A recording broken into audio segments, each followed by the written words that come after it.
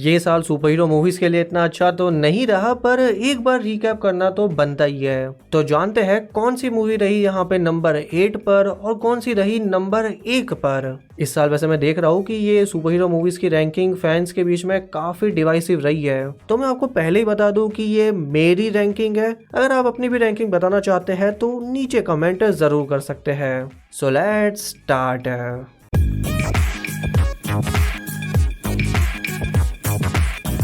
Number 8 पे मैं रखूंगा यहाँ पे Ant Man and the Wasp Quantumania. 2023 की पहली सुपर हीरो मूवी जो एमसीयू के फेज 5 की भी शुरुआत करती है और करती है यहाँ पे एंटमैन ट्रिलॉजी का एंड। अब देखो, टेक्निकल पॉइंट ऑफ व्यू से मैं बोलूंगा कि शायद ये बाकी मूवीज जो इस लिस्ट में होगी उससे ऊपर ही है, बट ओवरऑल मूवी मुझे काफी डिसअपॉइंटेड फील हुई। कहानी की शुरुआत होती है जहाँ पे स्कॉट की बेटी कैसी पता लगा लेती है कि वो सब क्वांटम रिल्म में कैसे जा सकते हैं और गलती से सब वहीं पे पहुंच जाते हैं। वहां पे उनका सामना होता कैंग से, तो कैसे वो उससे बच के वहां से निकल पाएंगे, यही हमारी इस मूवी की मेन स्टोरी हमें देखने को मिली। पर प्रॉब्लम ये थी ना कि ना ही ये एक अच्छी एंटमैन मूवी बन पाई, ना ही ये एक अच्छी एमसीयू मूवी बन पाई। एंटमैन फिल्म्स की एक खासियत रही है कि वहां पे कॉमेडी को बहुत ही अच्छे से यूज किया जाता है और तभी आपको फील होता है कई सीन्स में कि अगर यहाँ पे माइकल पेना यानी लुइस होते तो कितना बढ़िया ये मूवी बन सकती थी। उनकी पेसिंग भी कहीं ना कहीं इतनी बेहतरीन होती है कि आपको कोई बोरिंग सीन इतना देखने को नहीं मिलता, और उसमें भी मैं एंटमैन 1 को तो बहुत ही अंडररेटेड मानता हूँ। पर एक तरह से ये सब चीजें यहाँ पे मूवी से गायब रही। मूवी बहुत बड़े कॉन्सेप्ट को टैकल करने की कोशिश करती है, कॉमेडी यूजली ना के बराबर हमें यहाँ पे देखने को मिली, और पेसिंग मोस्टली बीच के सारे सीन्स ऐसा लगता है कि मैं ये क्यों देख रहा हूँ। और वहीं पे अगर एमसीयू मूवीज की बात की जाए तो वहां पे कम से कम ये तो होता है कि कुछ ऐसे इमोशनल सीन होते हैं जिससे हम कैरेक्टर से कनेक्ट कर पाते हैं। कई सारे ऐसे सीन होते हैं जिसे देख के हमें लगता है कि यार मजा आ गया। जो यहाँ पे शायद एक ही सीन था जब हैंक पिम हमें देखने को मिलता है फुल पावर के साथ जो आता है वो, बट मुझे वो इतना हाई वोल्टेज नहीं लगा। मेरे हिसाब से वो एक ऐसा कैरेक्टर था जिसको हम कम जानते थे।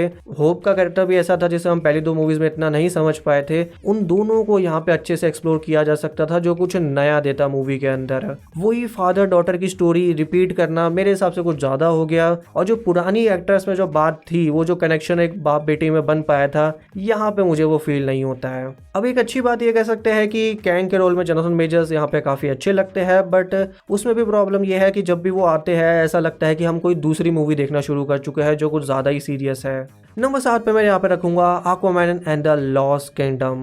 2023 का भी ये एंड करती है और वहीं पे डीसी एक्सटेंडेड यूनिवर्स को भी ये अपने साथ लेके चली जाती है। अब मेरे हिसाब से इसे बनाने में वार्नर ब्रदर्स को थोड़ा ज्यादा ध्यान देना चाहिए था, क्योंकि जो पहली मूवी थी, आप भूलिए मत, वो डीसी कॉमिक्स की सबसे ज्यादा पैसे कमाने वाली फिल्म थी। हालांकि फिर भी मैं बोलूंगा कि मूवी बुरी है, बट इतनी भी बुरी नहीं है। प्रॉब्लम्स कहीं ना कहीं इसके स्क्रीन प्ले के अंदर है, जहाँ पे कोई भी स्टेक्स फील नहीं होते, इमोशन नहीं होते। वहां पे आपको बस लगता है कि कुछ हो रहा है, मैं बस देख रहा हूँ, लेकिन क्यों देख रहा हूँ, क्या हो रहा है, कुछ मुझे फील कर रहा हूँ, वो सब नहीं होता। जो फर्स्ट मूवी में कहीं ना कहीं एक स्टोरी दी जाती है कि हमारा एक्वामैन यहाँ पे हीरो बनना चाहता है, दुनिया को बचाना चाहता है, वैसा कुछ नहीं था यहाँ पे। बस एक विलन आ गया, उसको कोई पावर मिल गई, अब वो बदला लेना चाहता है, उसको भी इतना स्क्रीन टाइम दिया गया। तब मैंने सोचा कि यार, हम कहते हैं कि विलन को ज्यादा टाइम मिलना चाहिए, बट अगर उसके पास ज्यादा कुछ करने को है नहीं और हम उसका ओरिजिन पहले ही देख चुके हैं, तो उसका टाइम कम करो यहाँ पे। लेकिन इस सब के अलावा मेरे हिसाब से जेसन मोमोआ अपने रोल में जरूर शाइन करते हैं। पैट्रिक विल्सन के पास कोई मटेरियल इतना था नहीं, लेकिन तब भी उन्होंने एक अच्छी परफॉर्मेंस दी। इसके अलावा मुझे वीएफएक्स और एक्शन सीन्स बहुत ही अच्छे लगे, लेकिन वो मेरी बात थी कि वो हम पहली मूवी में देख ही चुके थे, तो कुछ नया नहीं लगा वहां पे वो। हालांकि तब भी मेरे दिमाग में एक थॉट आता है कि सोचो, अगर डीसी एक्सटेंडेड यूनिवर्स ऐसा का वैसा चल रहा होता और हम इस मूवी को इस तरह से देखने जाते हैं कि ये एक जस्टिस लीग के हीरो की स्टोरी है, तो शायद हमारा नजरिया थोड़ा तो अलग होता है इसे देखने का। नंबर 6 पे यहाँ पे आ जाती है दी मार्वल्स। है तो ये भी इतनी अच्छी नहीं, बट इसका रन टाइम कम था, मैं थिएटर से जल्दी निकल गया, तो एक पोजीशन मैंने इसे ऊपर रख दिया। इसमें हमें देखने को मिलती है कैरल, कमारा और मोनिका, जिन तीनों के पास पावर्स है और वो जब भी उनका यूज करती है हो जाती है उनकी अदला बदली, और इसी बीच उन्हें एक विलन से भी फाइट करना है जो अलग अलग दुनियाओं पे जाके उन्हें तबाह करने पे तुली हुई है। लेकिन प्रॉब्लम इसकी भी वही है, स्क्रीन प्ले। देखो, स्क्रीन प्ले का काम होता है कि आप कैरेक्टर से कनेक्ट कर जाओ, आपको फील होना चाहिए कि ओके अब क्या होने वाला है मुझे पता है, और मैं अपने हीरो को चीयर कर रहा हूँ, मैं अपने हीरो की स्टोरी से कनेक्ट हो रहा हूँ, उसे फील कर पा रहा हूँ। बट ऐसा मेरे हिसाब से तो यहाँ पे ज्यादा कुछ हो नहीं पाता। विलन को इतना टाइम दिया जाता है, बट उसका मोटिवेशन होने के बावजूद भी वो फील नहीं होता है। लेकिन इसकी एक अच्छी बात थी, Iman Vellani as Kamala, she is perfect.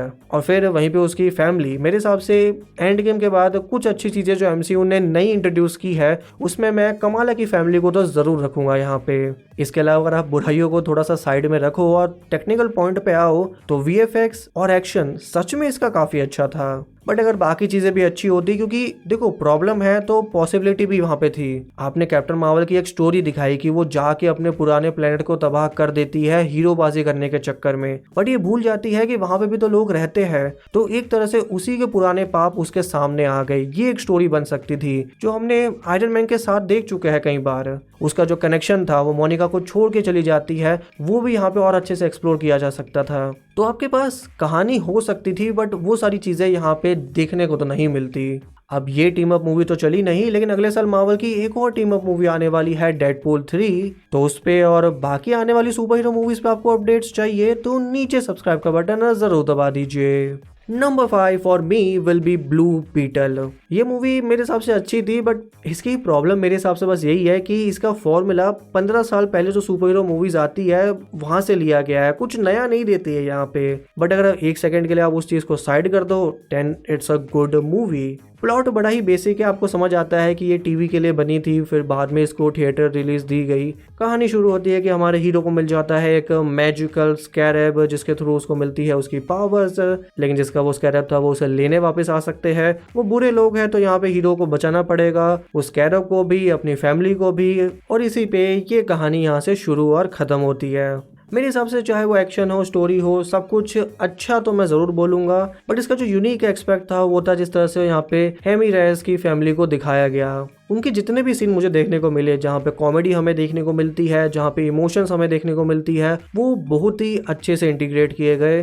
कुछ चीजें आपको चीज जरूर लगती है, लेकिन कई बार हमें ये भी सोचना चाहिए कि हम कौन सी मूवी देखने आए हैं। हम ये नहीं सोच सकते कि भाई मूवी का ट्रेलर कुछ और था और मैं थिएटर में एक्सपेक्ट कुछ और करके जाऊँ। जो मूवी प्रॉमिस करती है वो डिलीवर करती है। Number 4 for me will be Shazam Fury of the God's.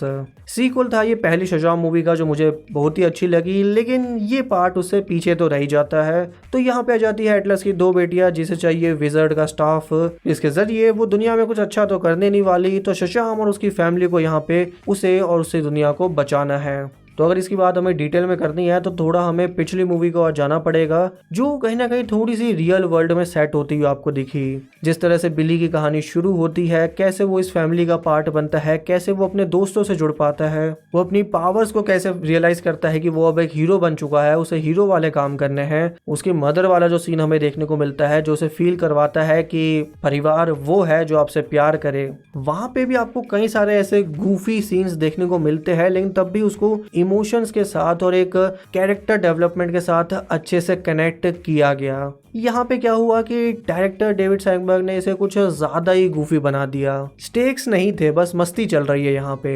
हालांकि सबके बीच कई सारे जोक्स मेरे हिसाब से बहुत ही अच्छे थे और मेरे लिए एंडिंग काफी मैटर करती है। तो मुझे तो लगा कि एंड में, क्लाइमैक्स में ये सब कुछ समेटने में कामयाब हो जाती है। हमारे हीरो को भी अच्छा सीन मिलता है और जो कहानी का एक तरह से अंत होना चाहिए, जिस लेवल का, जिस फीलिंग के साथ, वो ये जरूर कर पाती है।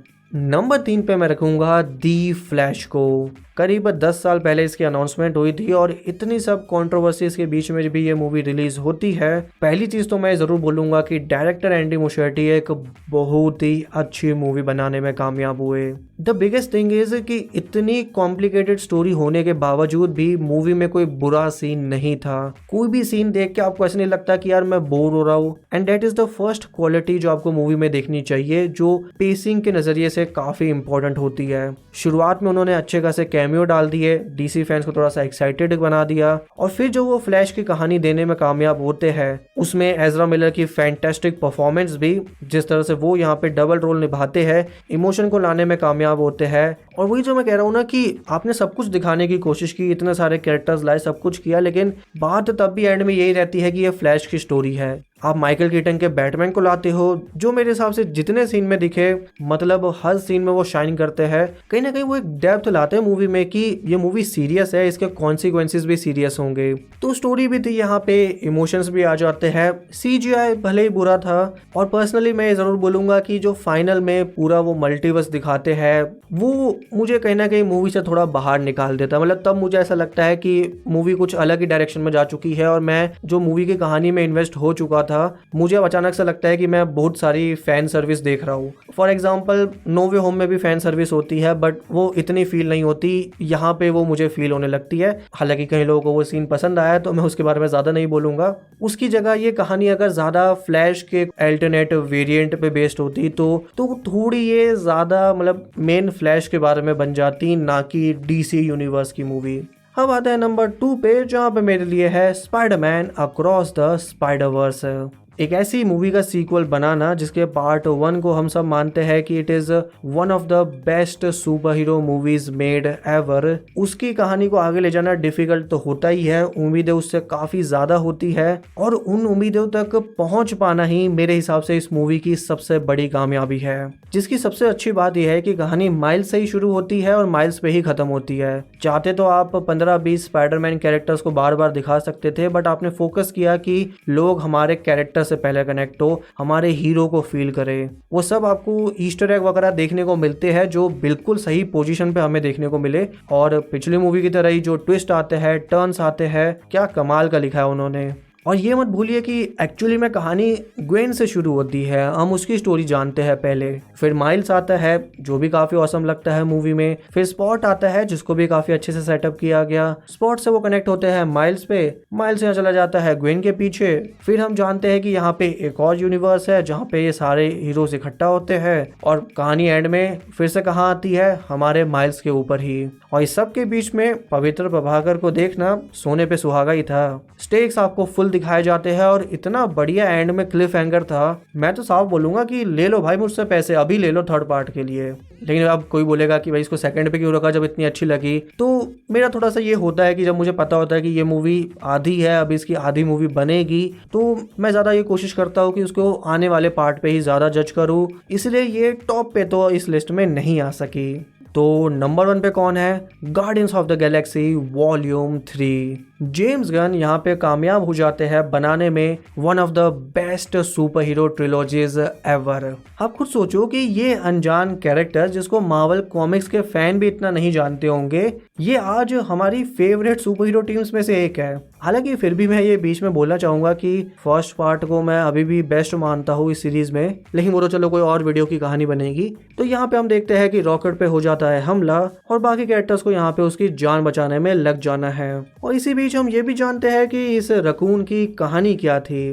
अब इसे नंबर 1 पे रखने का सबसे बढ़िया रीजन तो यही है कि जिस तरह से ये इस सीरीज को फेयरवेल देती है, इसके कैरेक्टर्स को फेयरवेल देती है, इस टीम को फेयरवेल देती है, उसमें मैं एक भी कमी नहीं निकाल सकता यहाँ पे। और कहीं ना कहीं मुझे कभी फील होता है ना कि ये मूवी कुछ वो साउथ इंडियन मसाला फिल्म्स के जैसी थी, कि कोई सीन होगा जिसमें काफी इमोशन होंगे और कोई सीन होगा जिसमें काफी कॉमेडी होगी, जो मिक्स करना कभी कभी काफी मुश्किल हो जाता है, लेकिन जेम्स गन वो कर पाते हैं, उनके पास वो स्किल है। यहाँ पे रॉकेट की स्टोरी हमें जितनी बार देखने को मिलती है, आपकी आंखों में आंसू आ ही जाते हैं भाई। उसमें कुछ मतलब बहुत ही यूनिक नहीं था, बट जितने सिंपल तरीके से, जितने मतलब उसको आसानी से दिखाया जा सकता है, फील करवाया जा सकता है, इस बंदे में कुछ तो बात है यार, ये किन्हीं भी कैरेक्टर्स को हमारा फेवरेट बना सकता है। और उसके ऊपर वो हॉलवे वाला फाइट सीन जो हमें एंड में देखने को मिला, it is definitely one of the best 3 minutes in the super hero movies history.